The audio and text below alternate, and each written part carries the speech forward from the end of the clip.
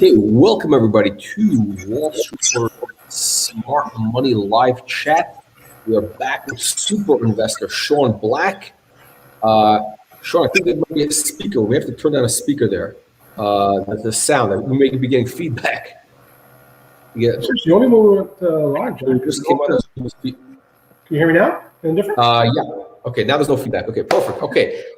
So welcome everybody to a special edition Smart Money Live Chat. We got Sean back with us once again. We're going to be talking about two stocks, which Sean is a major investor in, which are clients of Wall Street Reporter. And, you know, what do they all have in common?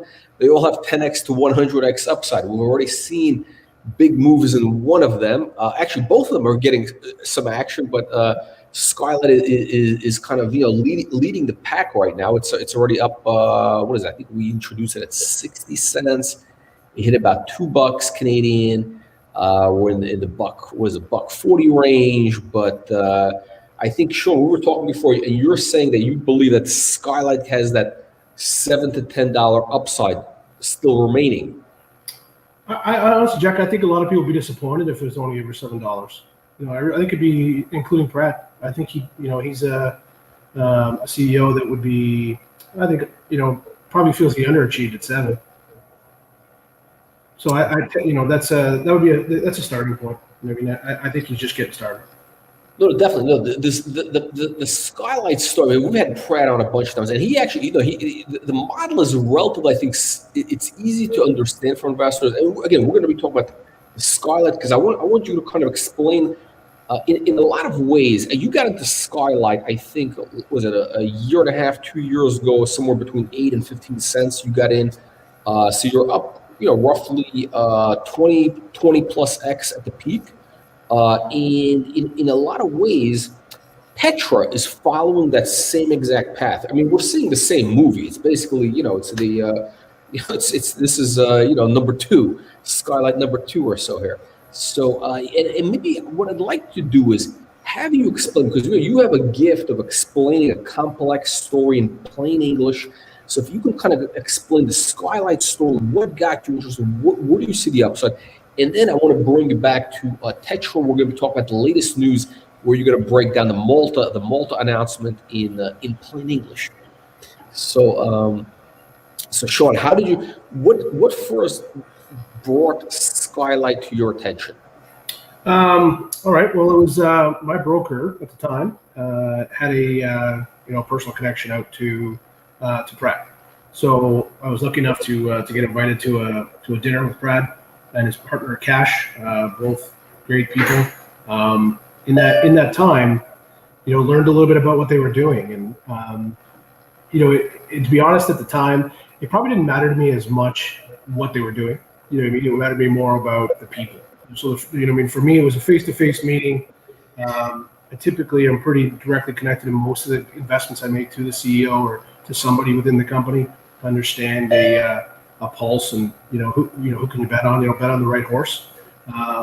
So I got a chance to meet Pratt and Cash, understood their story, liked it, invested, watched them go out of the gates.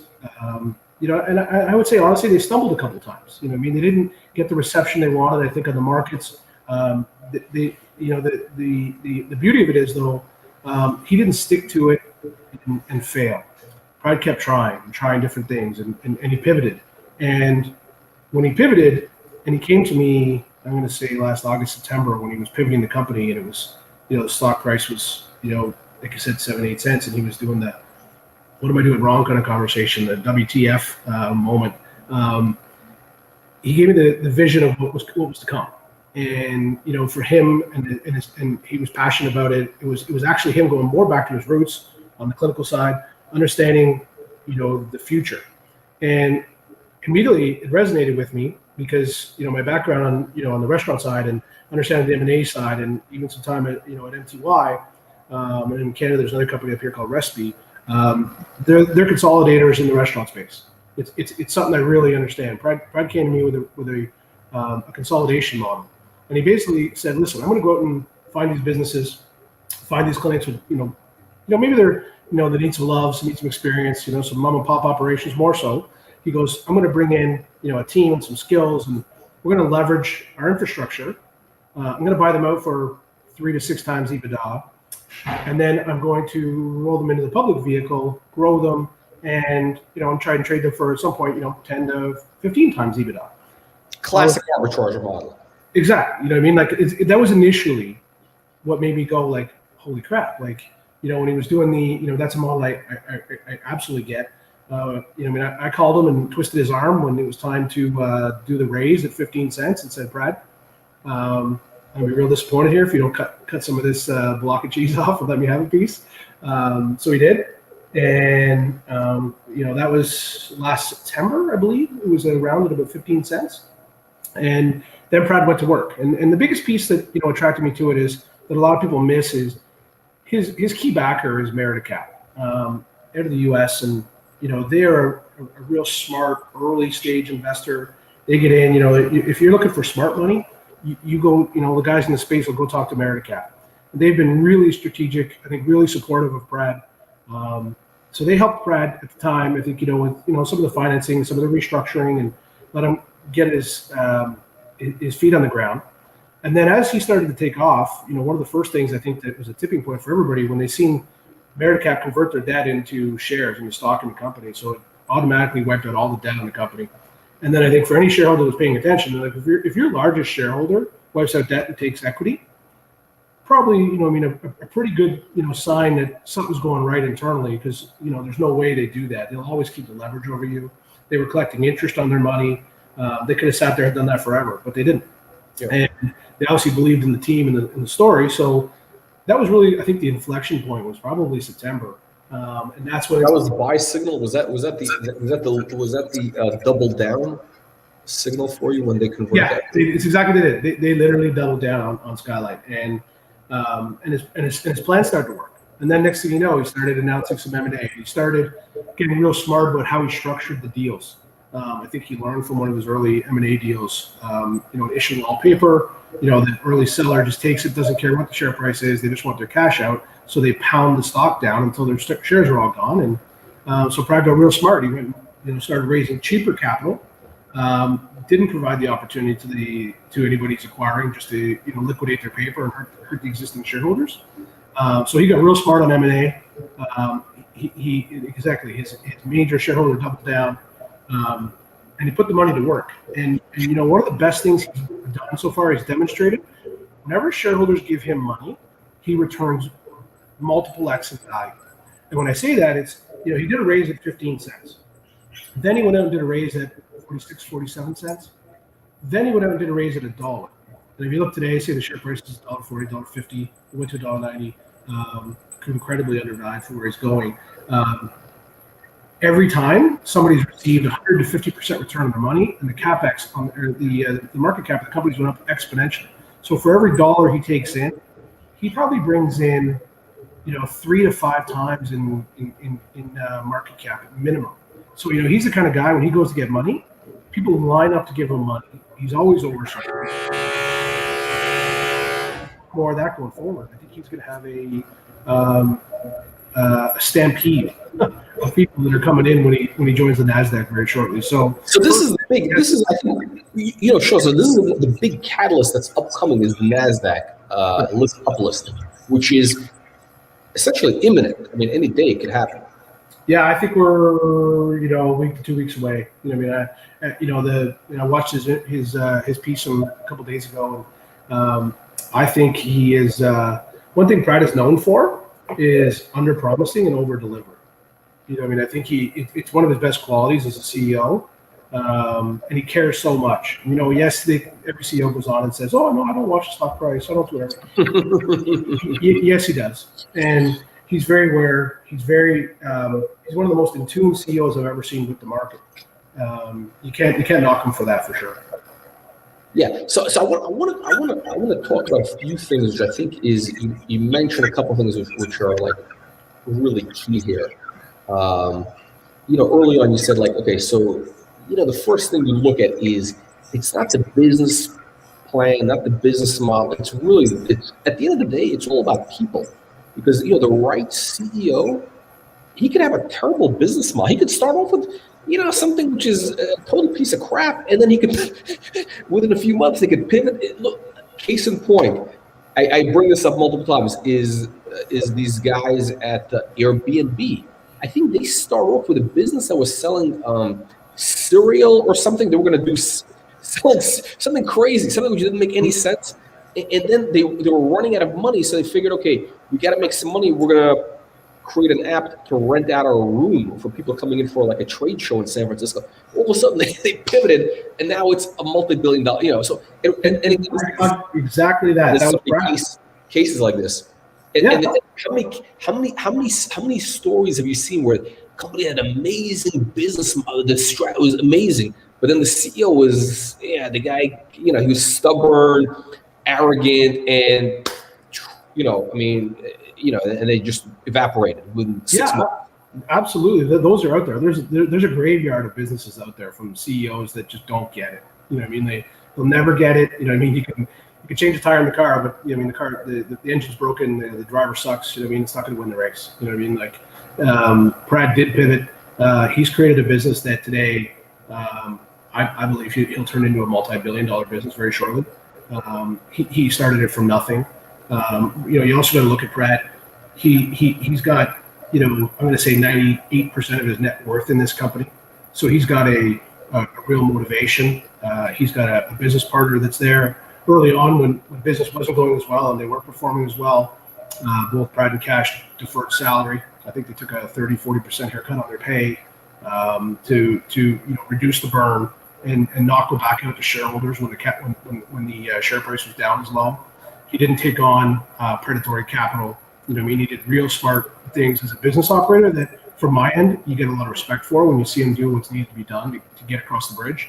Now that he's across, though, he's doing it right again.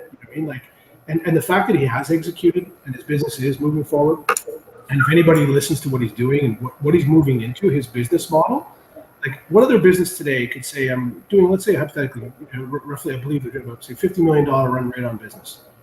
If I don't do any more M&A, if I don't do anything, I just focus on organic growth and shifting my business model from a kind of a pay-as-you-go model to a managed care model, I can take my revenue from from 50 million to over 300 million. That's without spending another single dollar of shareholder money on acquisitions. That's based just on the internal, what they have right now. That's right. So, I think what's happened to Brad over time is he started off with a much smaller retail base, guys that, buy, 15 cent stocks all the time. It runs up to $1.90. Yes, it pulled back some because people took profit. And it's not a bad word. It's a very good word. Brad made the shows a lot of money.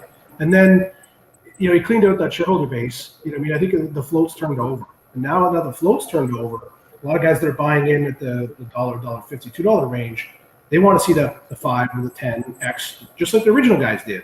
But there's still some other guys that are like me and stubborn and holding my stock and averaging up as late as this week, saying, I believe Brad will take this to be $10 or more. I think that only puts him under a $2 billion market cap. The pool that he's going into, if you look at some of the players that are up there, the Agilons, the One Healths, he's just getting started. Like, those guys trade. Those guys come out publicly and they trade at $10 billion plus. Brad's trading at $250 million. Like, he's going into a market where I couldn't think of one of them that's under $5 billion. It's actually because here's the thing: once the stock is on NASDAQ, then it becomes really like a bargain compared to the peers out there. And it's not even so much peers because he's doing something which is a little bit different from what is it, the Oak Street, the One Medical, there's a couple of other guys like that. It's a very different, but there's a lot of the multiples of the valuations, the multiples are very high in this space. U.S. institutions love the healthcare sector, so I think once he's there, it's going to be really like a match, made in heaven. Well, I think it'll become very apparent, when you start to see some of the comparables and you start seeing this, the decks come out and you look at it and you say, okay, where's his revenue? What's his model? What's he at? Brad will look like he's trading at like a fire sale price. It really will. It'll be so evident, but where he started from and where he is today, trading, originally trading on the venture, You know what I mean? Like there's no comparables, and you got to understand, he's basically operating a 99% American business. Right. That's the other thing. It's a weird mismatch because the company's listed in Canada, but the business it's all in the U.S. It's a U.S. So you know, and honestly, the average Canadian, how many average Canadians today understand the difference between, you know, pay-as-you-go and managed care? None of them. And how many Americans understand buying stocks on the it just doesn't. It's very rare. So it's a bad match. Nasdaq. It's like that's the catalyst to really unleash that value. There's a lot of value trapped in the stock right now because of that listing thing. So there's for sure there's a misunderstanding. You know, that people just don't get what Brad does. If people understand that his business is real simple, and I don't care, to be honest, with what business he's in. But so you know what's true? Listen to this. What we want you to do in plain English explain the business model of Skylight, the whole concept of how they create value, the whole deal. What makes this such a compelling investment opportunity? He's real simple. He's disciplined in his M&A, so he goes out and buys stuff between 3 to 6 times multiple because he's playing under the radar from where the big guys are. So he stays there, focuses on that area. So he's the big fish in that pond. He goes out and buys these guys. Then he brings in his team, drives organic growth through the roof, then layers on other services, other opportunities. Over time, moves them into the managed care. So he buys this business for, let's say, $5-10 million. Next thing you know, he's doing $20 or $50 million worth of revenue out. Like that's what he's sitting on, and people just don't realize it yet because over the next 1, 2, 3 quarters, when he reports and starts to deliver on it, this thing's going to go through the roof. Like the access, the buying that's out there, guys are going to be looking at it saying, geez, do I go buy Agilon today at $12 billion market cap? Or do I look at the one here that's trading at $250 million? And a CEO that's got his stuff together and he can deliver on it. I'm buying the 250 guy all day long. Like I might have 10% of my portfolio in the steady Eddie up top that's not, might go up 5% this year. But I'm betting on the next one. So I want to buy the next one. Everybody wants to know who's next, So Prad's going to look crazy undervalued. He's going to have a real simple M&A model, and I think the words are secret sauce. If he's able to deliver in any business, I don't care. You take even Recipe, you take MTY, you take all these guys. They're consolidators in most businesses. But imagine if you could consolidate a business, buy it cheap, and then actually add value. The institutional guys, investors, are going to say, "Wait a second. So you could buy cheap and then get me real value up top." That's the thing I think we've been talking about in the last couple of live streams with Pratt is essentially that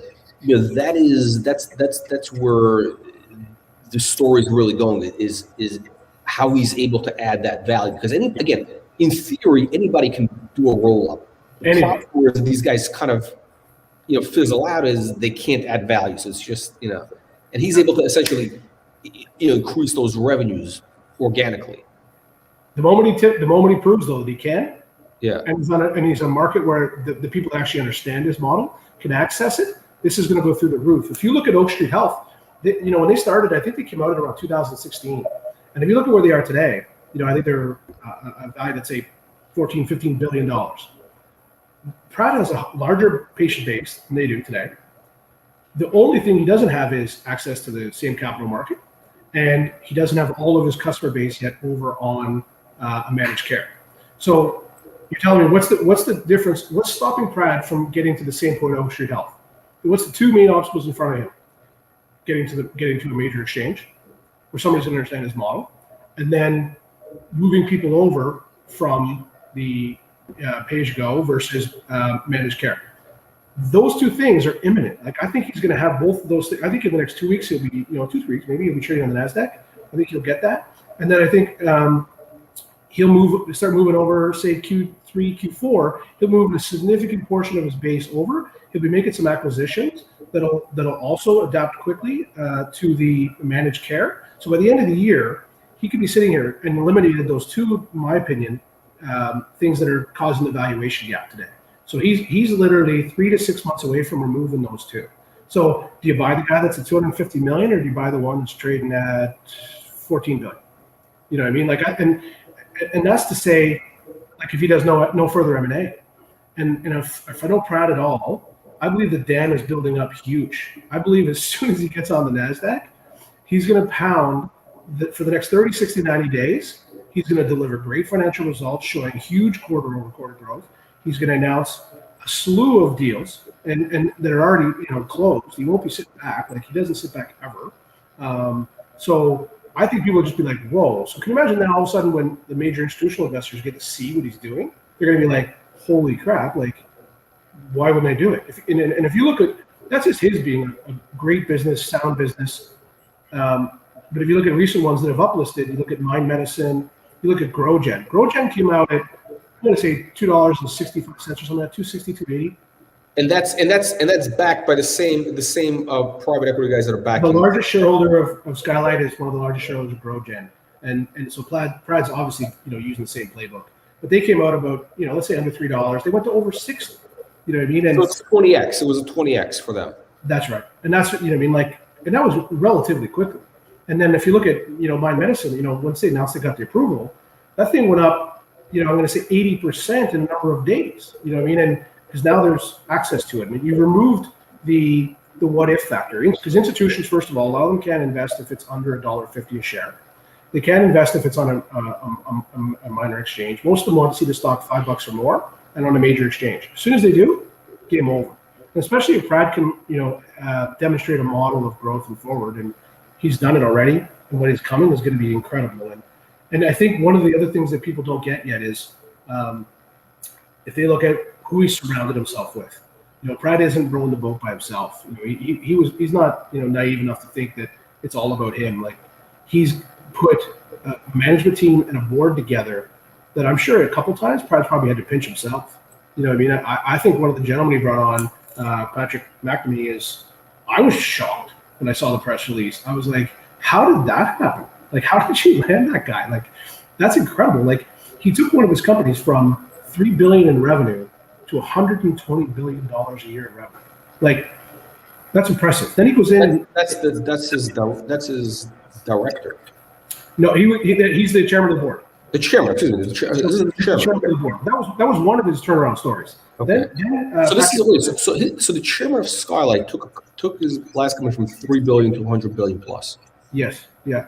Express Scripts, one of the large, in the space, like one of the bigger players in the entire United States, $120 billion a year. So from $3 billion, like that's not easy. You know what I mean? So Prad brings him in as a chairman. Then before that, he was with a ticker HIIQ. He took that from $2 to a high of about $58. You know what I mean? So Prad's now got himself a mentor. This is multiple 20x type of wins.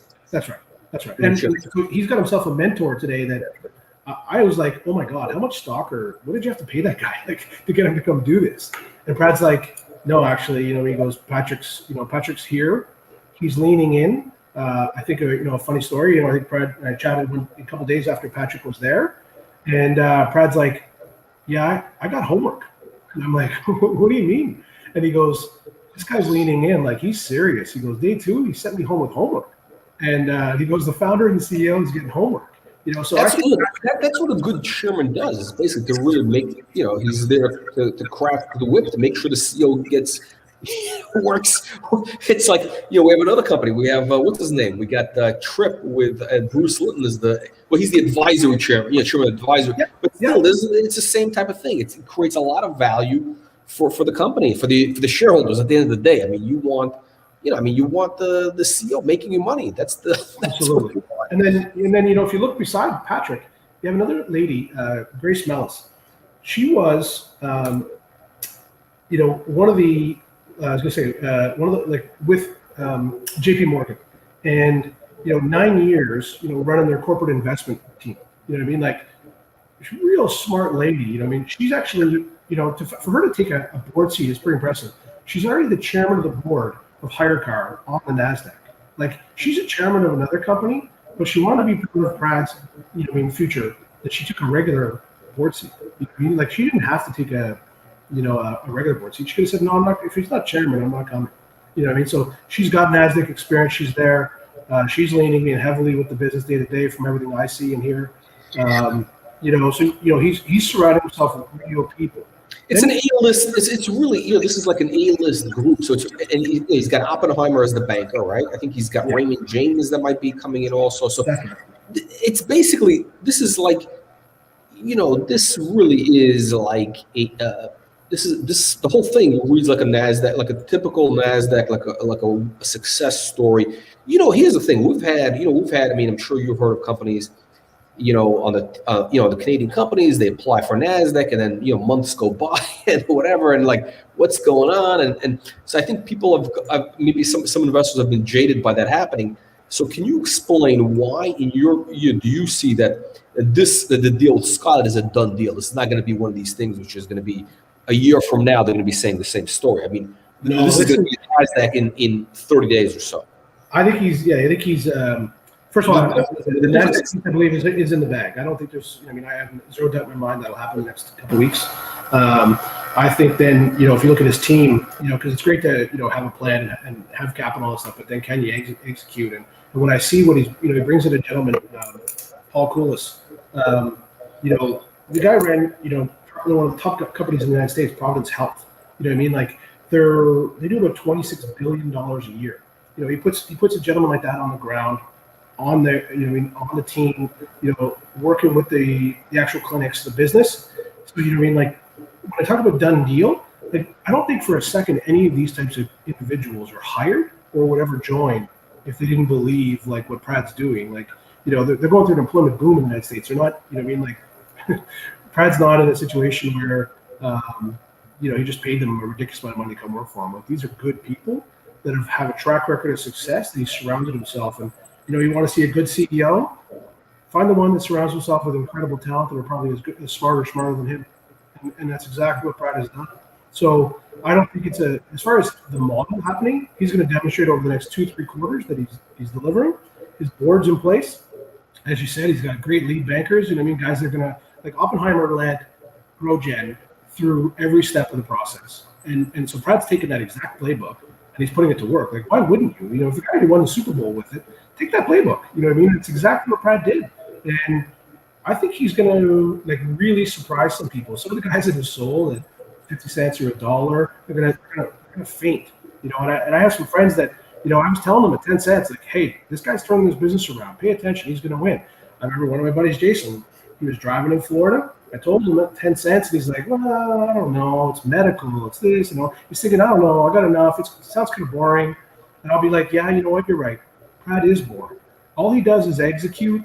All he does is run a medical business that he's going to run profitable, and he's going to grow it for years to come. So you know what? You're right. He's boring. Don't do it. It doesn't sound sexy. I get it. Don't buy that stock. Well, he's been piling into the stock since 50 cents when he finally clicked in. Maybe I should buy this thing. Like, do you think it's going higher? And he owns a ton of it now. And I laugh because, I told him at 10 cents. He didn't listen. But, like, now it's the same story. Like, there's a new group of investors that are hearing it at $1.40, $1.50, going like, is there a chance this thing could go higher? And I think there's no chance it won't go higher. I actually do. I really, really do. I think it's going to go a lot bigger. Sure. We got a question coming in here from Morpheus asking, do you see Skylight reaching like Oak Street values in market cap in the next 5 years? What's Oak Street market cap actually right now? I think they're about 14 billion. I think Oak Street. So what I would say is, I think they'll start to get compared on an equivalent basis. The valuation gap will close based on how they grow their model, how they grow their business. So if they're able to grow it to 200 million, 500 million, I think they'll trade at an equivalent factor over the next 12, 18 months. So if they only close the valuation gap, Prad's going to go up multiples from where he is today. If he actually grows the business organically, if he does more M&A, I believe it's going to be a lot of money. And one of the comments that Prad made to me, and I'll tell you the kind of, let's say the cloth he's cut from. I asked him. I said, when someone asked him before about having a Twitter account and stuff like that, it's kind of funny. Prad's like, Sean, he goes, at some point in time, like I owe it to my wife and my family. Like I gotta go earn, I gotta make this work. They've allowed me this opportunity to work and put all this time and dedication to this company. At some point in time, yeah, I want a real return for my family. I want to set them up for life. And his sister and if you look at Cash and stuff like that, really good people. So do I think he's gonna do it? Yeah, I do. So I have no doubt in it. He's a great person, surrounded himself with a top-notch team. And now it's just sit back and let him go do his thing. I own a ton of stock. And how many shares do you own, Sean?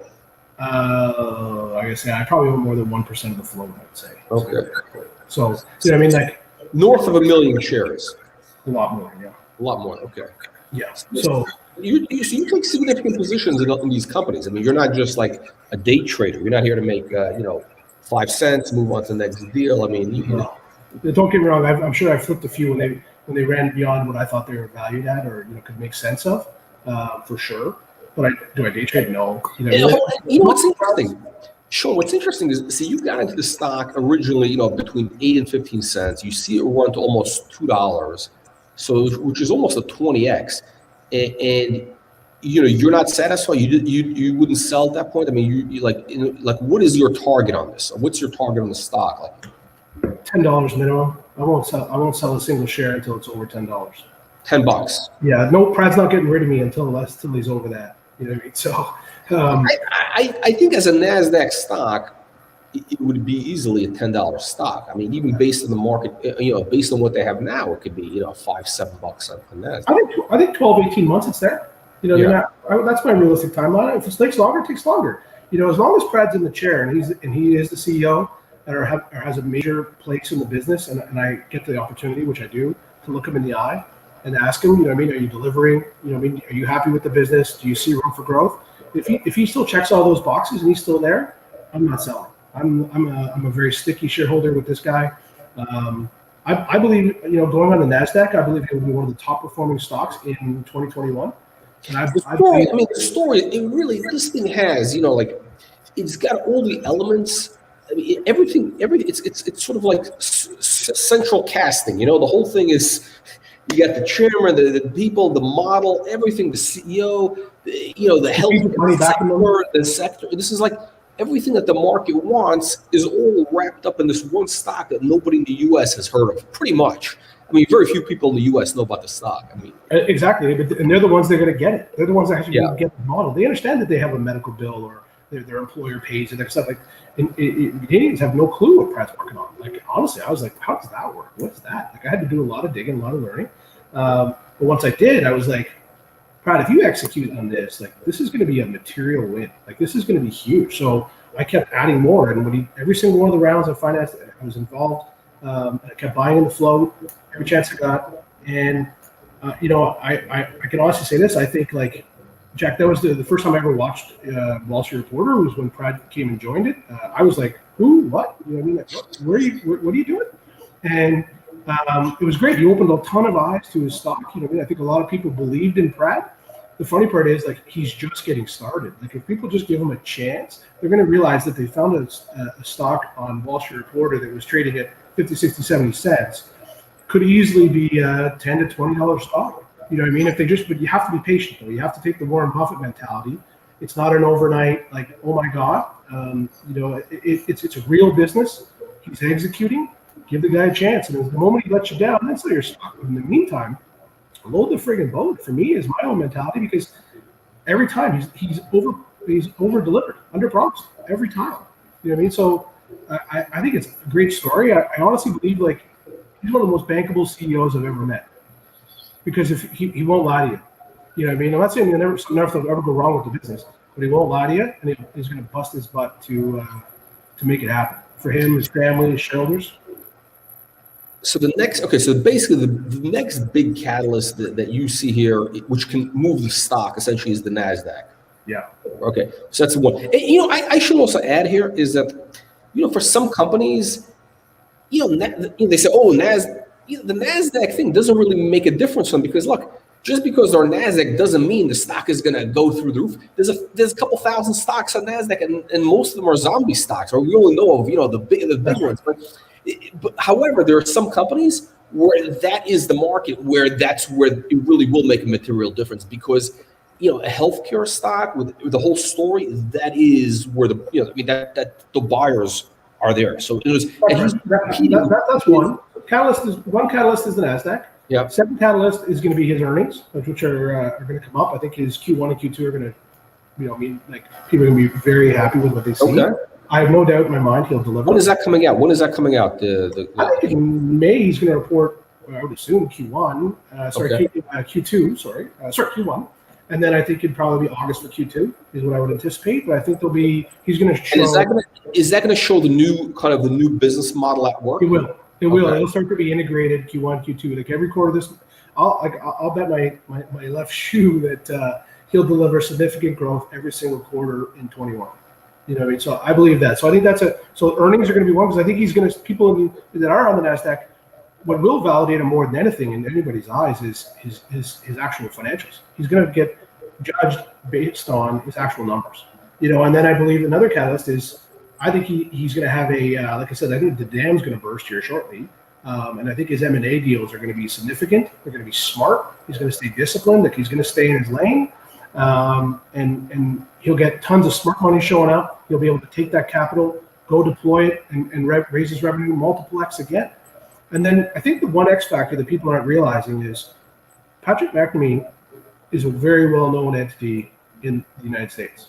Brad is not a household name in healthcare in the United States. Patrick McNamee is. He's the chairman. He's made institutional guys a lot of money over the last 10, 15, 20 years in healthcare. He's probably made people billions of dollars in profit. If you look where stocks have went on major tickers, you don't take a company from 3 billion to 120 billion and not make somebody a lot of money. So, Brad's phone was ringing off the hook, when they hired him, because they were like, how the heck did you land that guy? And people would be like, you don't think they've had, Patrick's had some phone calls, some of his major clients or major investors, and said, why did you go join this dinky little company trading on the venture? On the pink sheets, on the bulletin board. That's right. So you don't think Patrick was able to quickly tell them, like, guys, I joined here for a reason. I'm going to make this thing a material win in my career? Of course he did. So Patrick leans in on this thing. He joins there. He brings on some of his major financial institutional investors that are going to follow him because of his track record of success. You know what I mean? I think it's a perfect storm. Like what he's got coming is, I think it's incredible. So like, if you want to ask me what's in my kids' accounts, what's in, my wife's account, what's in all my stuff that matters, I have Skylight in every one of those accounts. And I will, I will. So I have beyond the normal level of conviction in what he does and what he delivers, because he's never let me down once. So basically, right now, Pride said he wants to come out of 2021 with I think he said like a 200 million run rate. He thinks it's possible. 250, 200 million, I think is what he said last time he was in there. Yeah, 200 million run rate achievable. So which would essentially, that could give the company a valuation of 2 billion plus, especially if it's on NASDAQ. Easy. And imagine if he delivers the managed care growth, the organic growth that he can deliver there. Yeah. I think by Q3, Q4, what's kicking in becomes very material. Then as the M&A builds in, he layers that in. Where he's heading in 2022, like I think he'll build it to, I'm going to go with $1 billion top line in 2020 by the end of 2022 is what I think he'll be on target for. And if he does that, it's pretty impressive. So basically, you're like a near-term target is $10 plus. That's kind of like, that's the point where you would consider, loosening up some shares, taking. But I won't trim my position at all until we're over $10. $10. Unless I love the company or something happens where I have no choice. Sure, but other than that, my personal expectation is minimum 10. How long do you think that'll be before it's $10? 12 months. 12 months. Yeah.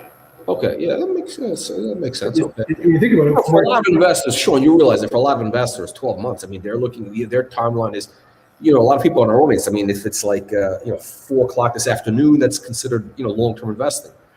Yes, and Jack, you know what? There's a percentage of your portfolio. I think you want to hold that, right? But then you also want the other one where you got something that you can bank on and know that your cash is there for the next 5 years, and it's just keep growing and growing and growing. I was the same guy. Thought I had a massive win in my hedge, Jack. I sold back then $180,000. I bought $180,000 worth of Shopify at $39.99. Thought I won the lottery, and today that 180,000 is worth about 7 billion. Sorry, 7 million.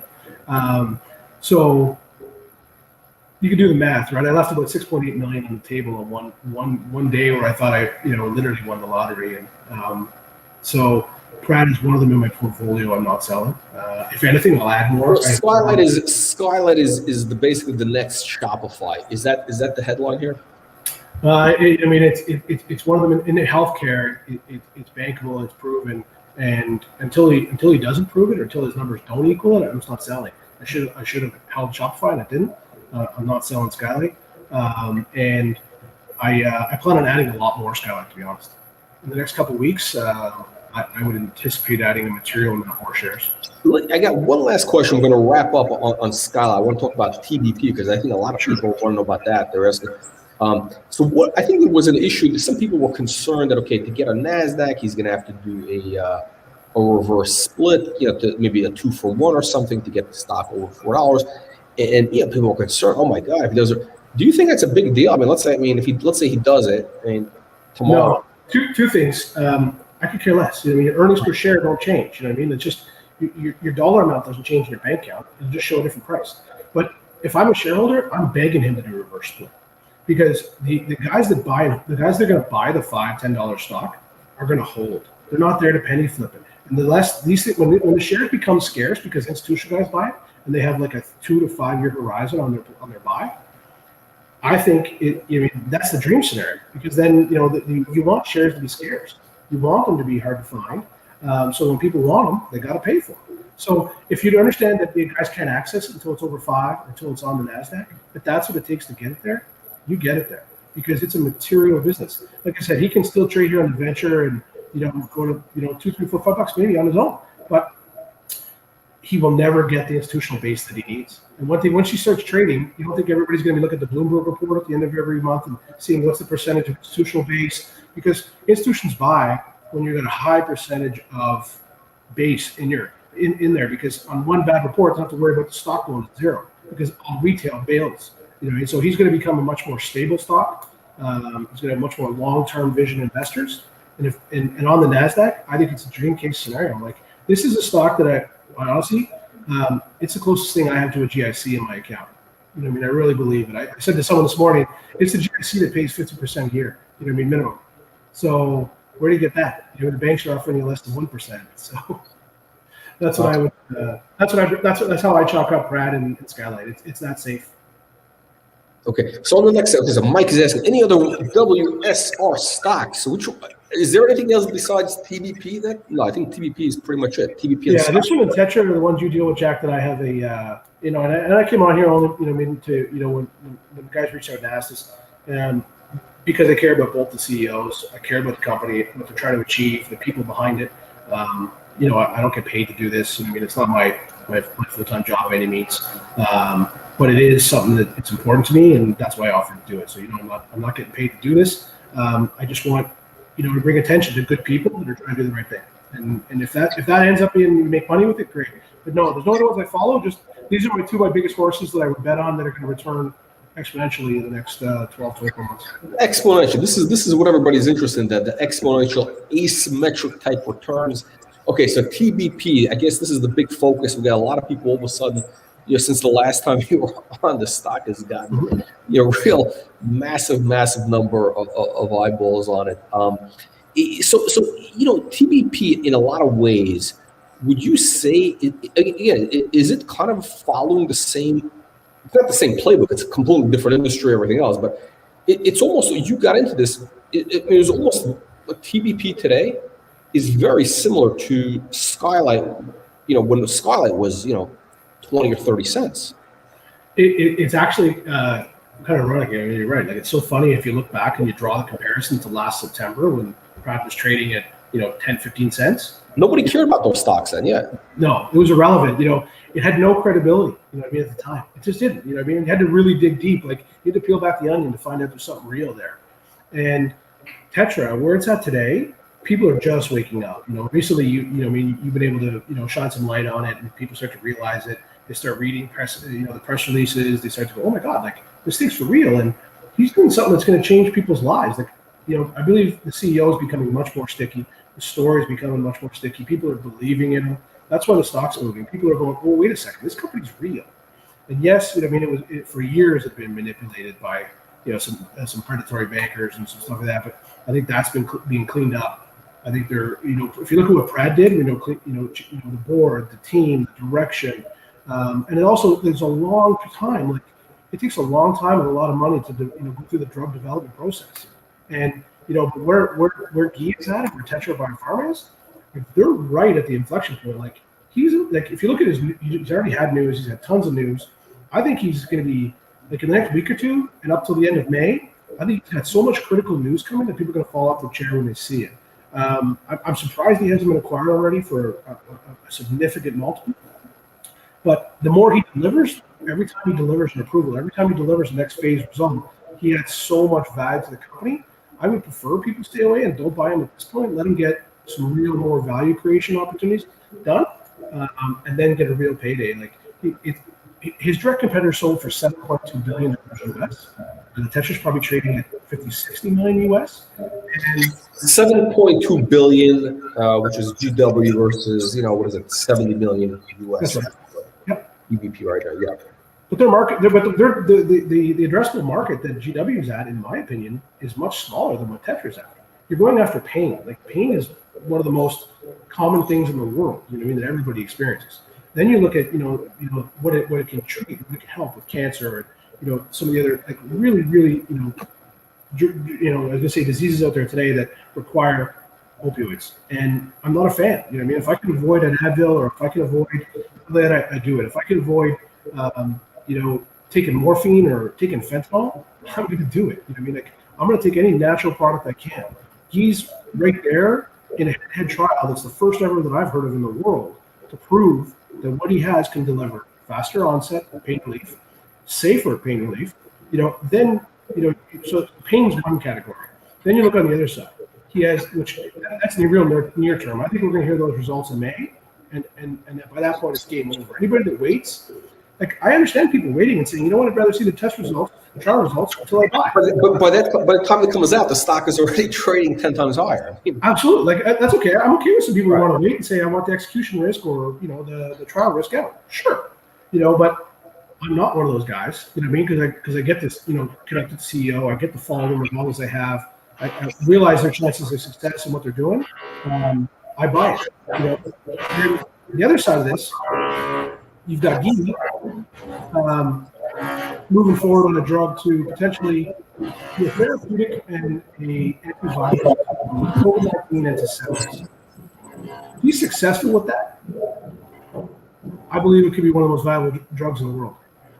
So, for me, what he's doing is incredible. So to see him trading at 40-cent range, it's actually kind of funny. And I. The more exposure he gets and the moment he delivers results partly, it's going to take people's eyes on it for a long time. So one thing you got to look at is, Jack, since last Tuesday, I believe it's traded about 30 million shares. And in my mind, that's a big indication that the firm is turning over. So some of the long-time shareholders are waiting for this day, for it to move, and they want to move on, or they got to invest fatigue. That's okay. Let them take their investment, move on. Other guys that see that how near term it is and how big the opportunity is, they buy it. And somebody's going to be there to reap, in my opinion, incredible rewards over the next 3 to 12 months. I think it's going to be one of your ones you look back on, and you look at CDP and some of the other companies you've worked with. It's got one of those news coming, and it could be via the company gets sold. You wake up one morning and it's game over. It's from TBPMF, or it could be a halt, and you see the FDA say, "Yeah, your trial results are amazing, and your drug's approved." Any one of those things happen, Tetra will be a life changer for patients, for the employees of Tetra, and the shareholders. I know, for me, it certainly will be for my family. But if the day that it provides validation to what Guy's been working on and the team at Tetra, I thought that'd be amazing because so many people doubted him early, and so I think he's had a real fire in his belly to deliver this and help people. And if you look at Guy's wife working in on the oncology side, it runs real deep in their family to help people with cancer and with pain. So do I have any doubt that he's going to do it? No, just a matter of time. So people that were patient. Again, Warren Buffett, I think you're going to be rewarded, a real transfer of wealth going on to people that are selling and people that are buying. And if he comes out in May and delivers anything, I think it's going to be incredible. The moment he starts the first ever trial that gets injected into a human for the cannabinoid in the U.S. in the next, let's say, 30 days, hopefully the next week or two weeks, he gets approval to start. If that happens, these are things that have never happened before in the industry. And like I said, you get real smart money backing into this deal, and you get a guy like, Bruce Linton saying like, holy geez, like if he does this is, and Bruce, I would think he'll tell you, there's a very good chance he's going to do it. And he said there's a major payday coming. And you get real smart money from the U.S. coming in. Globally, guys are putting checks into this company. I think, they've decreased the odds and risk dramatically. When you see smart money go through the door for the average retail shareholder, yes, there's risk, 100% there's risk. But the company's worth way more, just their patents alone are worth way more than the company trades for today. If they never get a drug approved, just have their patents, it's worth more. So, Sean, can you actually, before I ask about the Malta, because maybe if you can also explain the Malta announcement this week in plain English, which is what I'd like, one of the reasons you're on here. But I want to maybe get to a couple of questions first.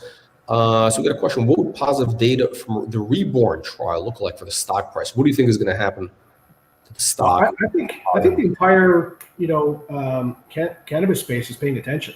Because they've had a real problem in the United States, getting the government to prove that cannabis has a medical benefit. And the moment, in my opinion, the moment those trial results come out and they demonstrate it had a medical benefit and it helped the patient, these are the most advanced trials in the United States going on this. And the fact that they do it over an opioid, I think the attention and the value of this drug and the data that they're going to collect is going to be worth a fortune. Like I think it's multiples and multiples of what it is today. I don't know how it's not worth more than $1 billion just on the on that piece for anybody. You got other cannabis companies trading for $5-10 billion, and not even would have something that they can't even sell it. Let's say in the United States, they can't, or some of the guys in the United States can't cross the border with it. They're going to have potentially a federally legal drug that could be global, and that's where the Malta news came from. Malta is the entry point to the EU, and for a lot of these guys. So them running the trials there, getting assistance from from Malta is huge. So if they get it approved there, they're going to be in going in be able to go to the backyard of everybody in the EU. They're going to be in GW's backyard, with a pain drug, drug where GW is based out of the UK. I think it's unbelievable. Like that means it's a globally approved drug if they go through the EU and they go through.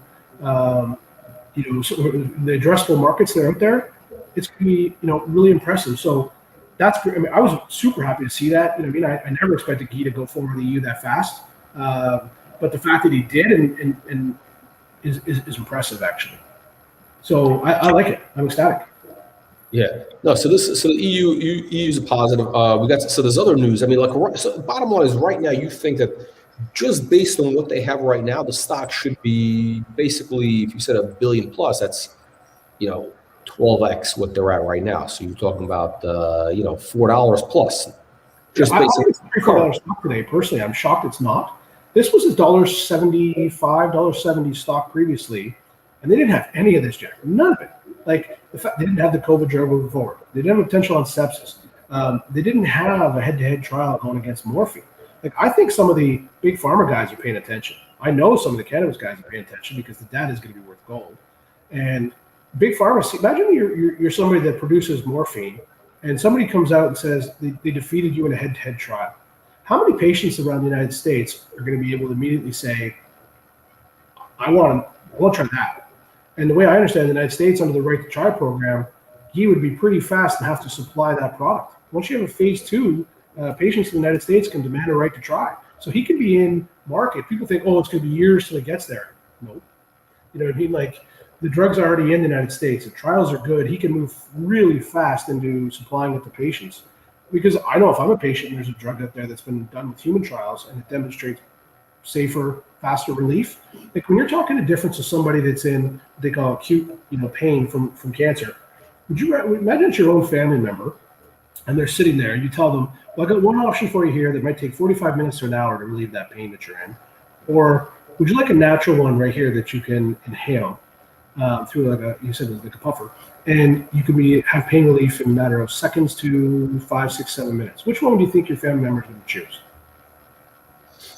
Tetra's going to Right. Do you want to continue, excruciating pain for an hour, or do you want it to go away in a few minutes? Absolutely. If you've ever, it's like if somebody's hitting you over the head with a hammer. I mean, like, there's some construction going on upstairs. It's like drilling. I don't know if you heard this. Can you imagine if you heard this for an hour or versus a minute? It's the same idea. And I had the chance, when I was sitting with Guy one time when we had dinner, and I said, you don't have to tell me trial results, all that stuff. I'm not trying to put you on the spot, but do you believe in your heart of hearts this thing's going to work? Do you really believe it?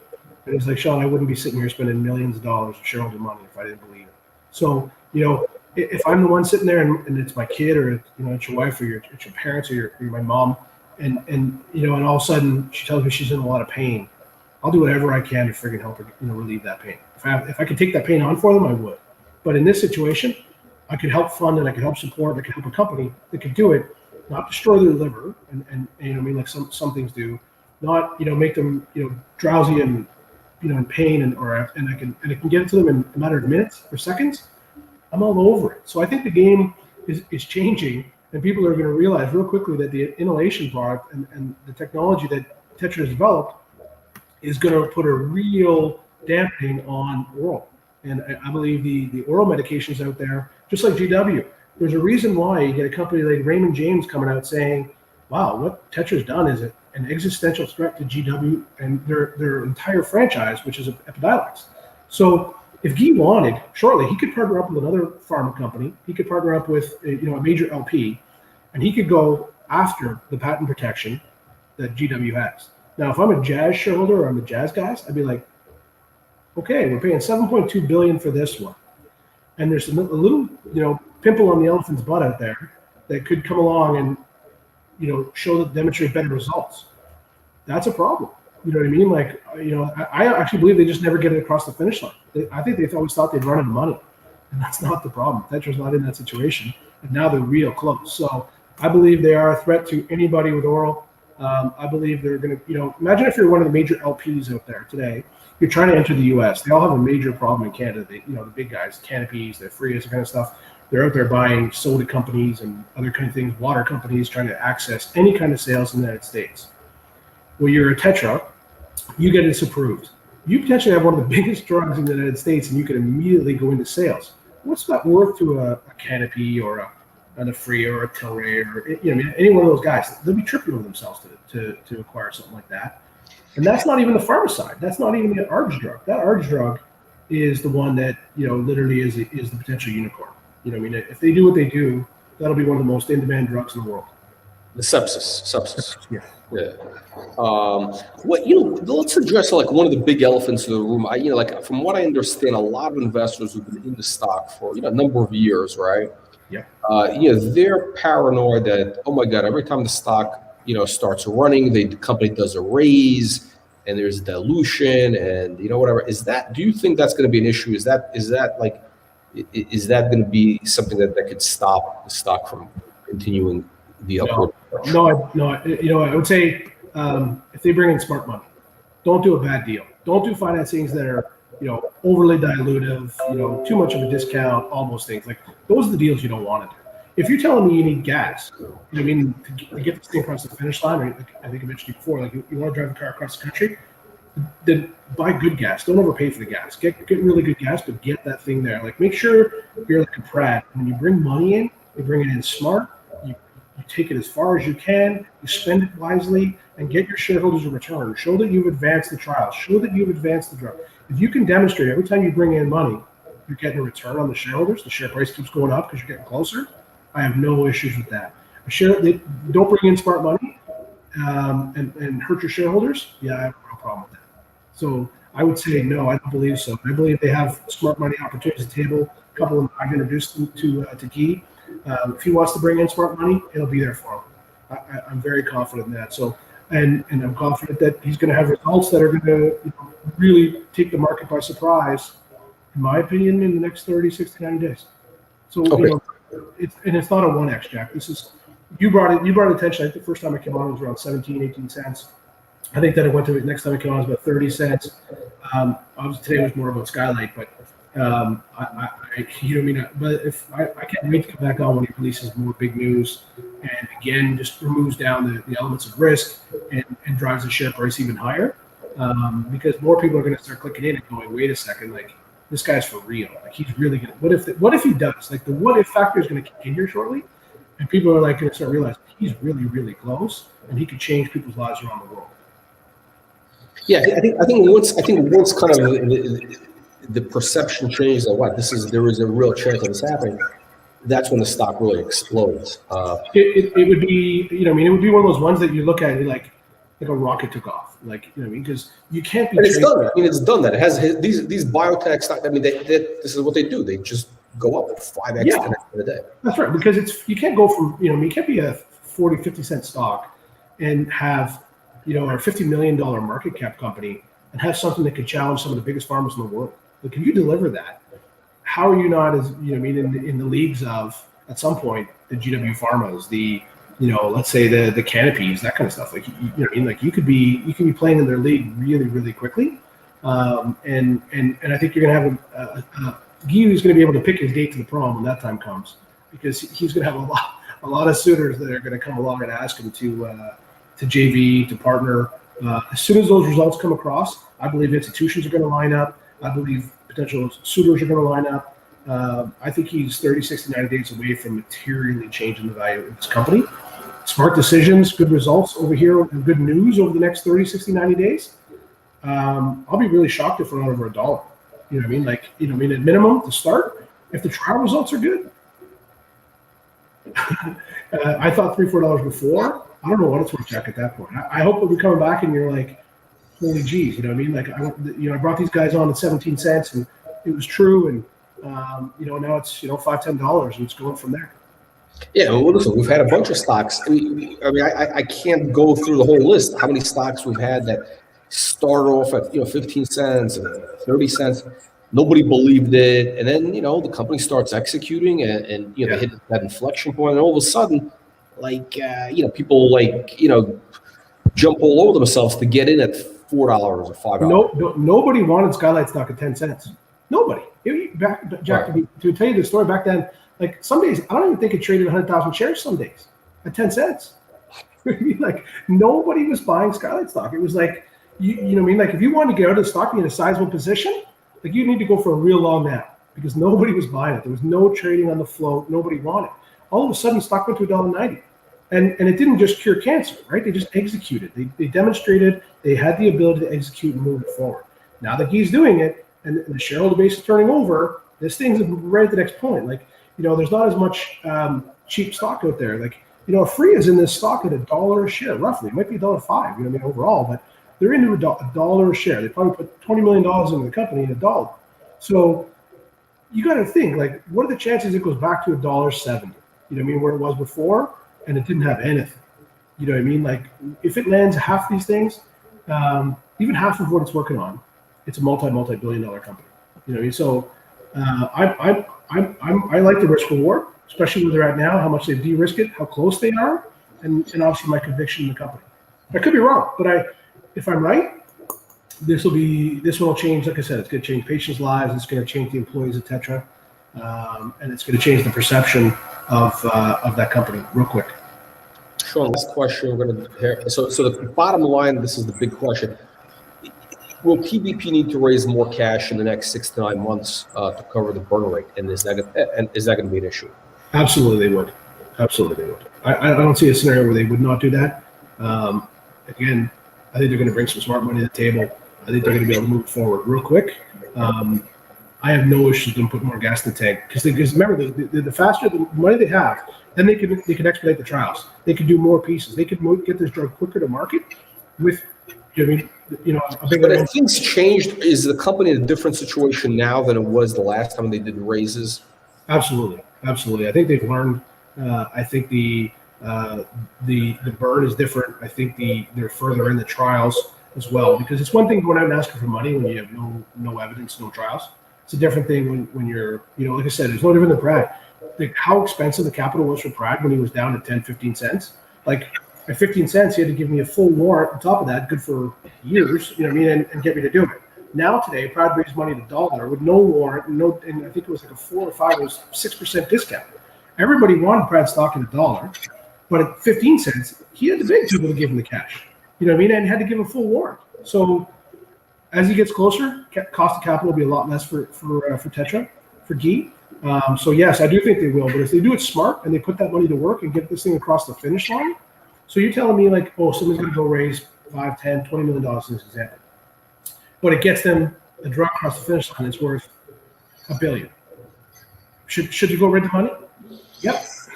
You know what I mean? Like, just do it smart. Don't do a really terrible raise that hurts shareholders. So I have no issues with capital. As long as it's and I'll be there. I'll participate. I'll help them fund it going forward. A lot of my group and my friends will. If they need it, we'll keep putting gas in that tank until he gets it across the finish line.